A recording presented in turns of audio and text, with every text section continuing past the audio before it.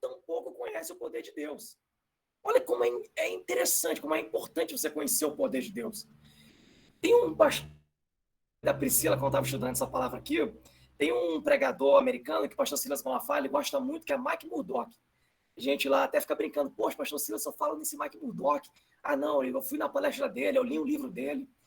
Aí ele explicou depois, né? Eu já li os 2 livros do pastor Silas, né, da sua biografia, que o pastor Silas, o sonho dele era sempre criar uma rede de televisão gospel. Então ele queria, tipo assim, poxa, eu quero evangelizar para o mundo todo, para o Brasil todo. Então eu preciso criar uma empresa de televisão.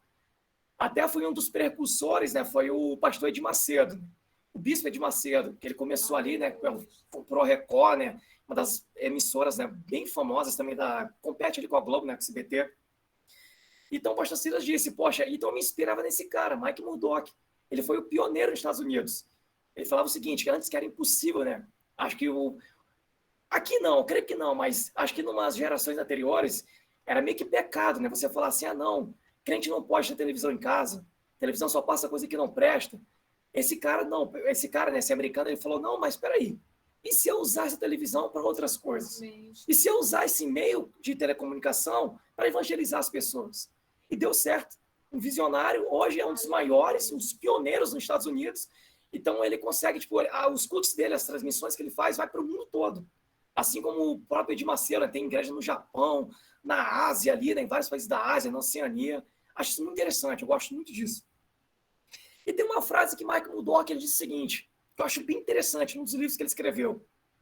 Ele diz o seguinte, o Deus que você experimenta é o Deus que você crê. O Deus que você experimenta é o Deus que você acredita. Ou seja, eu só vou acreditar no Deus que eu vivo. Olha que interessante isso. E quando eu vi essa frase, eu me lembrei da pregação da minha mãe, que diz lá em Mateus capítulo 8, quando os discípulos, né, são pegos pelaquela tempestade. Jesus está no barco. Aí eles falam, né, a gente conhece aquele versículo todo, né, que ele fala lá, né, ele repreende, né. Aí o versículo seguinte, o final, né, diz o seguinte, e todos ficaram surpresos, né, os discípulos. E falavam, poxa, quem é esse, né, que até o mar e o vento lhe obedecem? Antes eles conheciam Jesus que curava os enfermos. Eles conheciam Jesus que fazia todos os milagres. A Bíblia vai dizer, né, em Judas que os milagres de Jesus eram tantos que se fossem postos em um livro não tinha papel para botar, não tinha como colocar. Você tem ideia de tão bem que Jesus fazia, nos milagres que Jesus fazia. Então, a partir daquele momento, os discípulos conheciam Jesus que não somente curava enfermos, mas dava ordens à natureza. Ele tinha a física na sua mão. A física não era nada para Jesus. E eu lembro também no outro episódio de uma tempestade, Jesus não somente dá ordens para o vento e para o mar, como vem caminhando pelas águas. Olha que incrível, cara. Olha que experiência aqueles homens tiveram, né, com Jesus. Eles não viram somente um homem que falava, não, mar e vento, se acalme. Aí Jesus falou, não, peraí, eu já fiz isso. Eu imaginando, né, pô, Jesus, peraí, eu já fiz isso. Vou chegar diferente. Eu vou chegar andando sobre as águas agora. Jesus ali, poxa, quebrando todas as leis da física, vem andando sobre as águas, né? Acho muito incrível essa passagem. Então, essa frase de Mike Murdock, ela é essencial. Ela é essencial, ela é verdade para a nossa vida. A gente só vai conhecer o Deus que servimos pelas situações que nós passamos. Foi assim com todos os personagens da Bíblia. Todos. Abraão só conheceu um Deus que fez ele pai de multidões quando passou pela situação. Eu gosto de Abraão, né, que vai dizer em Hebreus 11, 8, diz que Deus gostava de Abraão porque Abraão não somente cria, quando Deus pede no seu filho, Abraão, mesmo sem, olha como que é incrível a fé de Abraão, né? Por isso que é o pai da fé, né?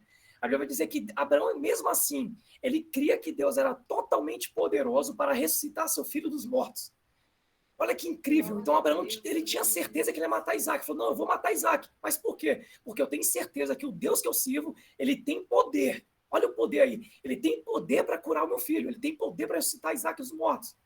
Então, Abraão, né, se tornou o pai da fé. Foi assim com todos, assim como Moisés. Né? Moisés só foi acreditar no Deus que abre o mar quando Deus fez aquele milagre. Passou pelaquela situação. O próprio Josué. Poxa, o que antes era impossível, né? Poxa, como é que eu vou fazer uma cidade cair somente dando voltas nela? Eu estava vendo um documentário no History Channel, dizem que é impossível isso acontecer.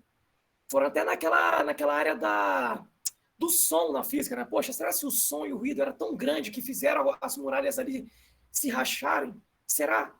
Então, eu gosto disso, que Deus sempre age na impossibilidade. Então, esses homens, eles tiveram uma experiência com Deus. Eles conheceram Deus através do poder que Deus agia na vida deles. E entrando nessa palavra, eu fiquei pensando, tudo bem, a gente sabe o que é o poder de Deus, mas o que é poder? Para que serve o poder de Deus? É algo que eu fico me perguntando. Quando eu comecei a estudar essa palavra, eu, poxa, tudo bem, mas para que o poder de Deus? Aleluia. E para que ele vai servir na minha vida? Para que serve o poder de Deus? Glória a Deus. Primeiro tópico que eu botei, o poder de Deus é resistência. Eu gosto daquele versículo, né? Resistir ao diabo, ele fugirá de vós. Resistência, pelo poder de Deus. Eu até anotei aqui também Efésios 6:10. Deus diz que, Paulo diz o seguinte, ó, quantos mais sede fortalecidos no Senhor e na força do seu poder, revestivos de toda a armadura de Deus, para poderes ficar firmes contra as ciladas do diabo. Resistência. Você vai passar por uma situação, você vai ter resistência. O próprio exemplo que eu dei aqui, Josué, o Rio Jordão, eu creio que para Josué não foi nada, porque ele estava com Moisés. Ele viu um mar gigante se abrir.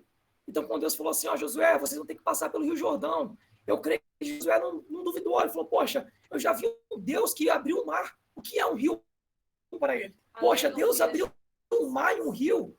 Eu vi cair do céu. Deuteronômio sempre vai falar que nunca mais houve milagres, houve sinais como aquele povo. Nunca houve. Nunca mais. Olha que interessante. Então, eu creio que Josué, poxa, sei que Deus já fez isso e ele vai fazer de novo na minha vida. Assim somos nós. Quando Deus nos abençoa em alguma situação, quando nós vencemos alguma dificuldade, quando nós passamos, né, pelo aquele objetivo que nós precisamos, e Deus nos dá força, Deus nos ajuda, aleluia, e a gente vai enfrentar novas situações, né? Jesus disse isso, né, no título de Mateus, ó, tem de bom ânimo. Vocês vão ter aflições, mas tem de bom ânimo. Eu venci o mundo. Então Jesus já deu o segredo, né? A gente vai passar por várias dificuldades. Então eu creio que Josué, ele tinha aquela resistência, né? Como vários outros, né, personagens da Bíblia. Então o poder de Deus é isso, é resistência, é você resistir. Quando o dia mal vir, você vai estar resistente. Segundo tópico que eu botei aqui é a força. Filipenses 4,